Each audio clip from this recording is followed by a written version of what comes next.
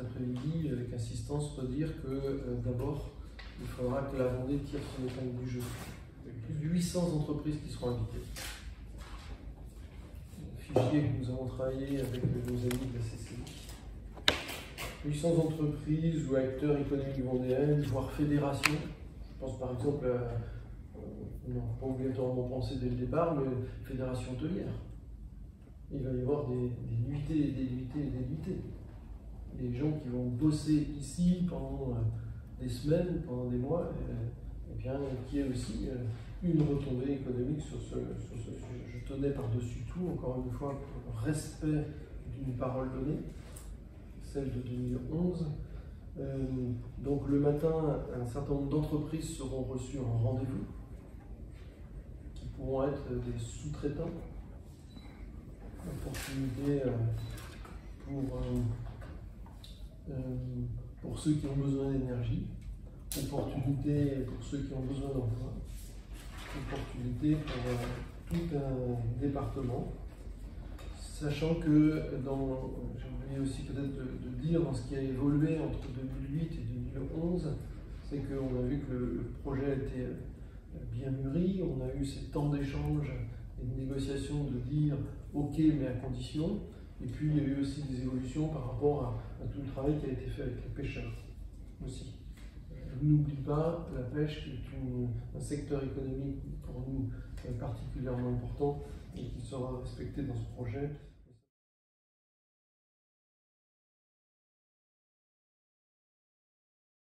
En fait, une co-entreprise créée entre Engie, d'un côté que vous connaissez tous, et puis EDPR, qui est Électricité du Portugal, la filiale de l'Électricité du Portugal consacrée aux renouvelables.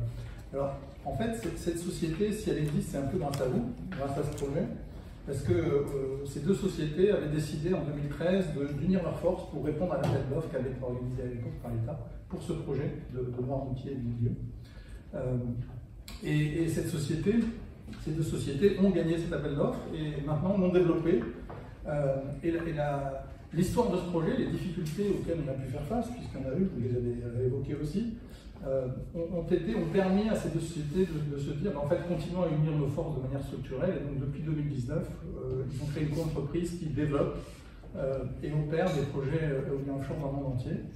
Donc je reviendrai après sur le projet, mais on a un portefeuille de 11,2 gigawatts de projets éoliens qui soient soit en opération, comme c'est le cas en Belgique, comme c'est le cas en Écosse, ou des projets en développement avancé, comme c'est le cas du projet sur le Milieu et Noirmoutier. Nous sommes présents dans 7 pays, dont bien sûr la France, qui pour Engie est un pays majeur et pour Oceanwinds un pays très très important. Alors, vous l'avez rappelé, ce projet en fait est présent depuis longtemps. Nous avons uni nos forces, nous avons pris des engagements que nous respecterons. Vous y avez joué un rôle très important. Parlez de l'importance, vous l'avez dit, de ce projet pour la transition énergétique, l'importance de ce projet pour la France, l'importance de ce projet pour la Vendée. En fait, ce qui nous unit tous dans ce projet, c'est l'ambition d'accroître les capacités de production d'énergie renouvelable en France, en Vendée, et pour le monde, puisque, comme vous le savez, la transition énergétique, ce n'est pas un sujet local, c'est pas seulement un sujet local, c'est aussi un sujet mondial, et toute capacité d'énergie renouvelable est importante. Vous le savez sans doute, la consommation d'énergie, pour le gouvernement, la consommation d'énergie doit baisser. À l'horizon 2050, il est prévu que la consommation totale d'énergie baisse de façon importante, 40%, si on se réfère au scénario national bas carbone du gouvernement. Donc c'est important, il faut baisser la consommation d'énergie. Mais pour ce faire, et pour répondre aux enjeux de la transition énergétique, il faut aussi développer des capacités renouvelables. En fait, quand on regarde ce scénario, la baisse de consommation d'énergie se traduit aussi par une augmentation des capacités de production électrique. Ce qui peut paraître surprenant, mais de 50%. Donc il faut que la France arrive à produire des capacités, à produire de l'électricité renouvelable de façon bien plus importante qu'aujourd'hui. Et ce projet est un projet essentiel de ce point de vue-là. Donc je souhaitais rappeler ça parce qu'il y a un enjeu fort qui nous unit tous et qui est mondial et qui nous pousse tous les jours à essayer enfin d'amener ce projet dans une phase de construction et de l'amener aussi en phase d'opération, puisque c'est là qu'il produira tous ses bénéfices.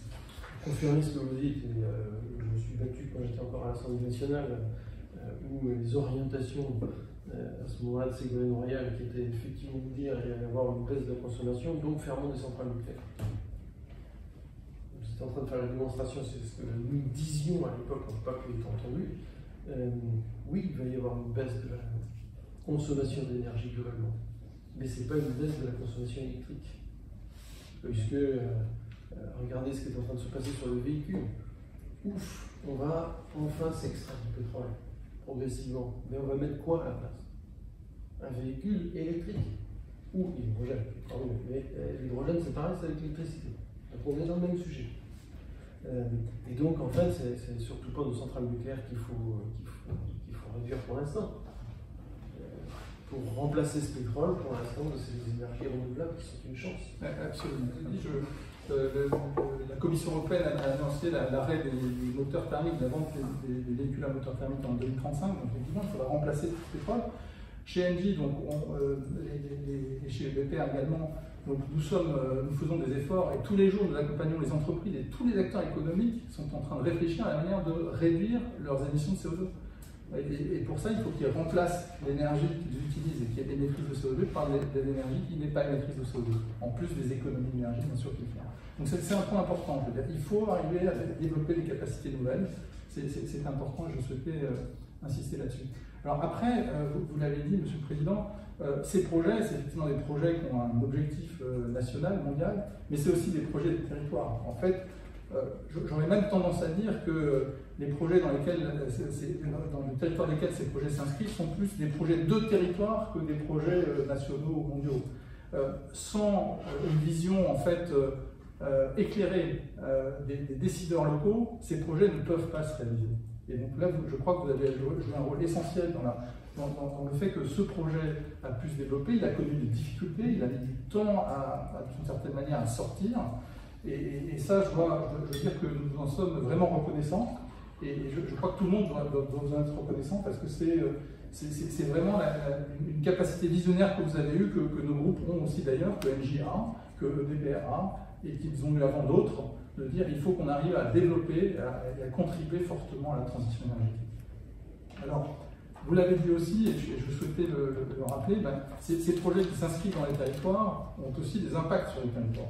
Alors, il y a quelques impacts négatifs qu'il faut que, et nous on s'engage à les réduire le plus possible. Vous avez cité la pêche par exemple, donc on a une concertation de tous les instants avec les pêcheurs, on fait nos meilleurs efforts pour limiter l'impact de ces projets sur la pêche. Mais il y a aussi des impacts positifs, et ça c'est important, en plus de celui principal que j'ai énoncé tout à l'heure, c'est-à-dire de contribuer à la transition énergétique. Et parmi ces impacts positifs, vous en avez cité un, c'est l'impact économique local. En fait, cet impact économique, nous notre responsabilité en tant qu'actionnaire, c'est de faire en sorte que ces projets contribuent et c'est de démultiplier en fait les impacts positifs que ces projets ont, et au premier rang desquels l'impact économique local. Donc c'est pour ça qu'on est aujourd'hui, c'est pour ça que nous sommes à une étape très importante du projet, Paolo Quiro le rappellera, où on va pouvoir traduire dans les faits ce qui avait été imaginé il y a déjà un certain nombre d'années. Et c'est pour ça que cette réunion du 6 octobre est vraiment très importante et qu'on la prépare avec beaucoup d'attention et qu'il est important que le message passe, c'est-à-dire que les entreprises locales se mobilisent pour être présentes le 6 octobre, pour qu'on puisse tirer le maximum d'impact, avoir le maximum d'impact sur l'économie locale. Et ça, vous avez souhaité le faire, nous aussi, donc il y a une très bonne concertation, une très bonne entente. Je pense que vous êtes le premier concerné, mais nous, on a vraiment cette volonté de faire en sorte que cet impact-là soit là, cet impact positif soit là, soit présent et soit démultiplié. Voilà ce que je voulais dire, Monsieur le Président.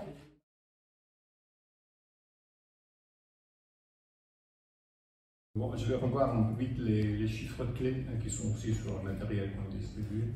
Mais donc, vous savez déjà, c'est un projet qui porte 62 éoliennes de 8 MW chacune, qui sont produites par le turbinier de Siemens Gamesa dans l'usine de Le Havre, en Normandie.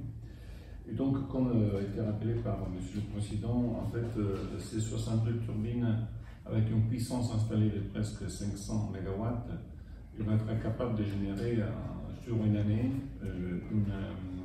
une capacité de 1900 gigawattheures. Et donc, transférer un nombre de personnes, c'est presque 800 000 personnes qui peuvent bénéficier de cette électricité sur une année. Donc, apparemment, c'est presque la population de Rome. Un peu plus. Et donc, aujourd'hui, on est dans une phase très importante parce qu'on prépare la phase de construction et d'installation. On est dans le processus de choix des prestataires, des fournisseurs de terrain 1, et c'est vital pour nous et c'est vital aussi pour permettre de transférer le scope de projet dans les fournisseurs de rang 1 sur le fournisseur de rang 2 et 3. Et c'est pour ça qu'on organise cet événement le 6 octobre pour permettre à les 800 et quelques entreprises vendéennes et ligériennes de rentrer en contact avec les fournisseurs de rang 1 qu'on va choisir d'ici l'automne 2022 et trouver une entente, trouver les possibilités soit techniques, soit commerciales d'intervenir sur le projet. Donc, si on regarde les phases du projet, c'est important pour nous la sélection. Aujourd'hui, on a seulement une compagnie qui est déjà sélectionnée, qui c'est le fournisseur de turbines, et c'est Siemens Gamesa. Donc, les autres sont en cours de sélection. On a de lots majeurs, donc les fondations de turbines par exemple, la sous-station en air et les câbles interreliés. Ça sont des contrats majeurs.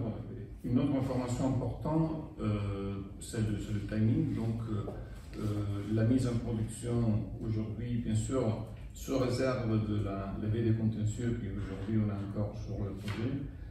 On parle de planning. Le planning aujourd'hui prévoit une mise en service en phase à partir de 2025. Quand je dis en phase, c'est parce que dans notre contrat, on a la possibilité de mettre en production le 40% avant, après les 90% et les 10% qui restent. C'est lié au temps nécessaire pour mettre en place et pour installer et connecter les turbines. On va dire une phase d'installation qui va commencer en 2024 et donc une mise en service progressive à partir de 2025. Donc ça sont les jalons plus importants du projet aujourd'hui. Je vais revenir un peu sur le sujet clé qui était mentionné par Antonio, c'est-à-dire les retombées économiques que nous on voit sur deux volets en fait. C'est le volet implication des PME du département et de la région, mais aussi de la création de l'emploi. Alors, le projet, ce n'est pas seulement la construction de projet, mais c'est surtout la phase d'exploitation, une phase qui va durer 25 années, donc à partir de 2025 pour 25 années. Donc, il y a une nécessité de gérer les opérations et de gérer la maintenance. Et donc, la base de maintenance pour le projet, ça va être sur le territoire, sur les îles et les marmoutiers, et c'est une possibilité d'impliquer, de former des jeunes techniciens pour avoir accès au marché de l'industrie offshore. Et c'est pour ça qu'en printemps 2022, on a signé déjà un accord de partenariat avec le lycée Saint-François d'Assise pour mettre à disposition de matériel pédagogique et de bourses des études pour les jeunes qui veulent commencer un parcours au BTS pour le métier de technicien de maintenance de turbines offshore. Chiffre, apparemment plus de 100 organisations de la région et plus de 60 organisations mondiales ont déjà travaillé avec nous à partir de 2014. Nous, on a été sélectionnés comme lauréats en 2014. Dans différents domaines très différents, on a fait des campagnes en mer, donc des campagnes des études aussi holistiques, des études environnementales, sorties de presse et prestations de communication. On a pas mal diversification sur ce sujet-là. Donc, les retombées économiques sont absolument possibles, pas seulement sur le 2-3 ans de construction du projet, mais aussi sur les 25 années de vie du projet.